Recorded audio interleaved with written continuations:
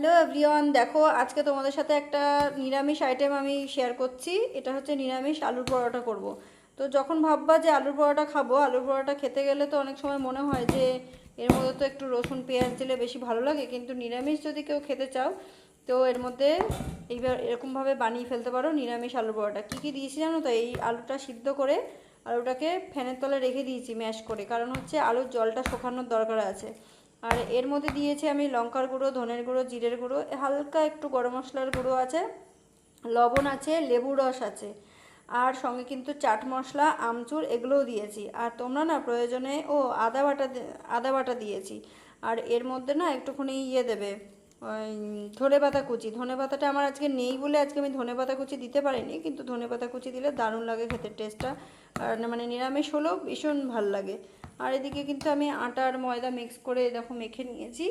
এখানে কিন্তু এখনও লেচি বানাইনি, এটা এখন লেচি বানাবো, তারপরে পুর ভরবো, তারপর তোমাদের দেখাচ্ছি কিভাবে এটা ভাজবো।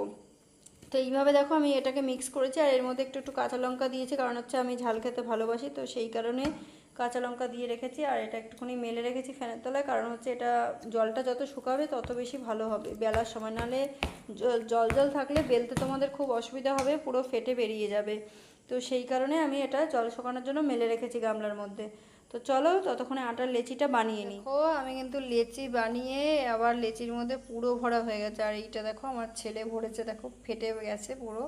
তো যাই হোক, ভালো করে যদি পুর না ভরা হয় তাহলে কিন্তু মানে ফেটে যাবে। আর এটা কিন্তু আমি কোনো বেলুন চাকি দিয়ে বেলবো না, ঠিক আছে? আর এটা কিভাবে বেলবো জানো তো? এরকমভাবে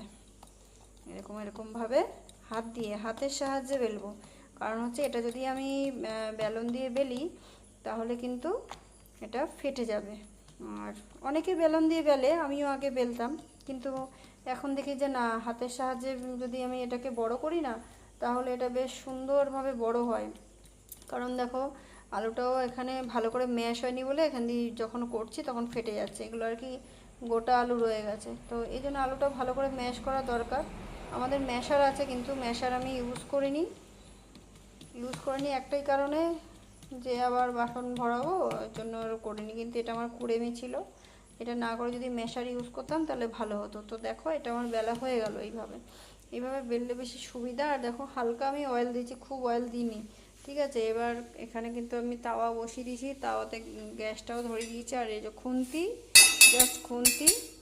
আর হচ্ছে তাওয়াটা বসিয়ে দিয়েছি। এবার এটাকে আমি এমনি দিয়ে দেবো, দেওয়ার পরে হচ্ছে তেল দিয়ে আমি হালকা হালকা তেল দিয়ে ভাজবো, বেশি তেল দেবো না, কারণ হচ্ছে আমি চেষ্টা করি যে কম তেলে সবসময় মানে এইসব পরোটা একটু ছ্যাঁকা